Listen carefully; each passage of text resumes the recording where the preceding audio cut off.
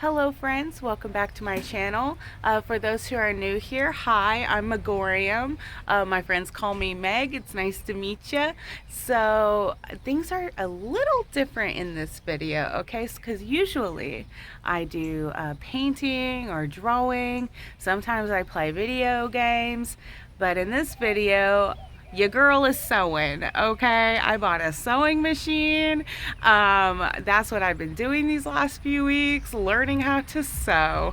And then we went on a little trip to Soonercon32 in Norman, Oklahoma. So I filmed a bunch of clips of the entire sewing process. There's some art in there. But yeah, let's just jump on in, shall we? All right, so my experience with sewing. Sewing isn't really that difficult, like actually just putting your foot on the pedal and sewing two pieces of fabric together. But what was difficult for me was just the anxiety of it all, because every time I did put my foot on the pedal, like I imagined it exploding in front of me and ruining everything, and it would be my fault because I put my foot on the pedal, which is a bit unrealistic. It's an unrealistic fear, but it was a fear nonetheless. If I had $1 for every mini anxiety attack that I had during this entire sewing process, I could have paid off my student loans a long time ago. Okay. Now the hard part was cutting out the pattern and pinning it together, and my best friend did all that for me, so I didn't even have to do any hard stuff. She would do all of the hard work, and then she would say, all right, start sewing here and stop sewing there, back stitch here, back stitch there, all right, hand it to me. And then when it was all said and done, and she would be like, all right, now take this home and I want you to cut and burn the seams so they're not frayed, and then bring it back. And that was kind of my job. And then like I cut out a stencil to do like some painting on the pants and on the apron and stuff. Cece sewed the entire apron. Like, I didn't do anything. Like, I sewed the little pieces that made up the pleated ruffles, and I sewed the piece that made up the tie, but she sewed everything else because it was just going to be too much work. And at one point I did attempt to like make the pocket, and I was screwing it up, and I was like, listen, you do it. And I went outside and left her to it, so but she was fine with that. She did a wonderful job on that apron. And here's the thing though, because even though the whole thing was stressful, we still had a lot of fun, and I did enjoy hanging out with my friend. And then nothing really beats the euphoria that like rolls over you when you put on your very first pair of pants that you made, and you're dancing around in your best friend's kitchen and while your other friend records you. So that was really exciting. And then when I put all the pieces on, Cece did my makeup for me, and then we went out and had a little mini photo shoot, and that was really fun too. And she was like, okay, model, okay. Get it, girl. So that was really fun for me.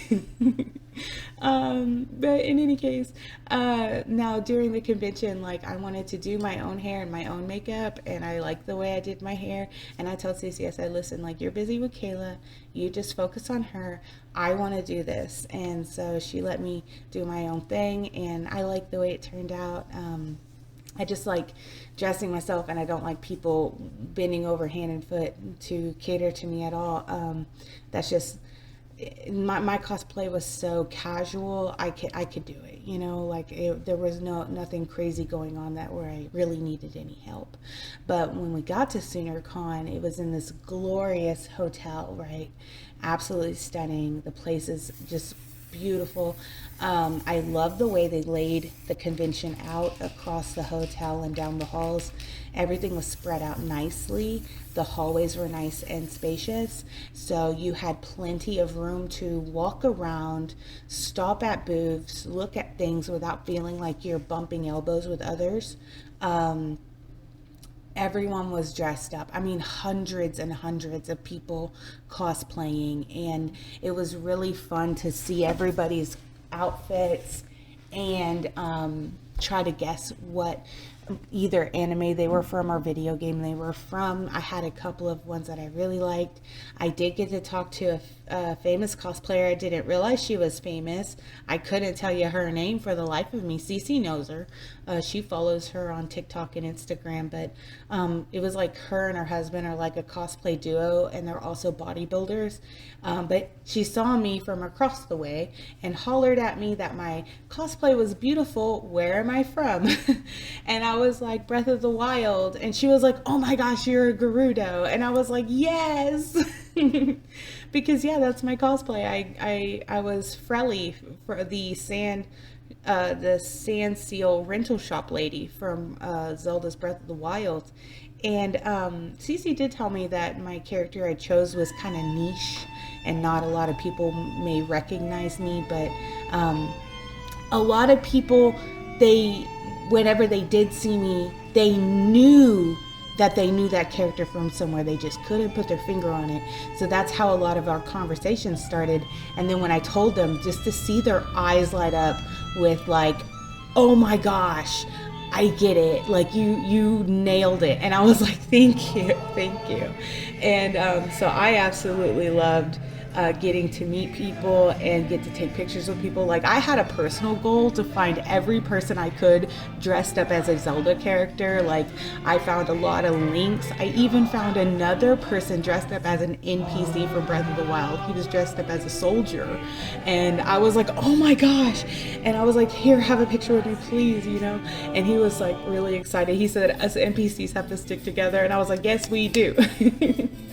But this convention had a ton of workshops that were free and some that you had to pay for. And there were a ton of free shows. Like, I adore like Renaissance festivals. And so they had a lot of Renaissance festival shows. And I love the performances. And one of them, after every song and dance, they would tell us the name of the dance, the name of the song, the history behind it. And in another one, there was a belly dance group, which I was just enamored by them. They were so beautiful. And like, I would love to get into belly dancing. I think that would be so fun. The woman in gold with the horns on her head was my favorite one. She was gorgeous. Oh my gosh, like, I just couldn't take my eyes off of her. She was so stunning. I even got to have a picture with her after the whole show was over, and Cece took our picture together. And hey, can y'all not fight? Excuse you. But in any case, it was a great time. And yeah, oh, and Kayla won her very first award. So she does a lot of like cosplay contests, and she dressed up as Toothless, and you'll see her in some of these clips that I recorded. And she got so many compliments. A lot of people loved that outfit. But yeah, she won her very first award. She got the Ripley's Judges Award, and we were all so proud of her. Like, we were recording on her cell phone and stuff, and we're just screaming and gasping, and it was amazing. I love going to conventions. This was the best one I've ever been to.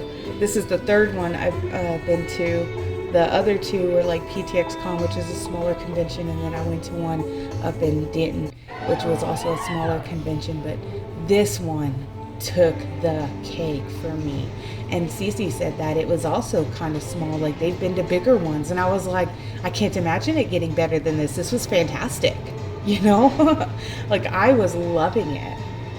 But in any case, what else? Oh yeah, I was going to talk about my clay workshop. So I did take a clay workshop where they gave you a block of clay, and I sculpted a Game Boy with a Lapras coming out of the screen.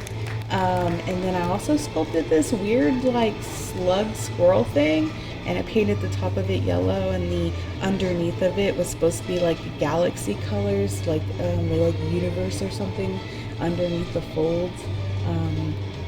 But it was such a chill vibe. I just put my music on and my headphones in for most of it, and just kind of like zoned out and just mashed clay together. And the first day was sculpting, and the second day was the painting process. And the sculpting process, I was out of my element because I'm not really used to working with clay, but the painting process was like, I love painting, so I was totally in the zone and totally into it for the second day.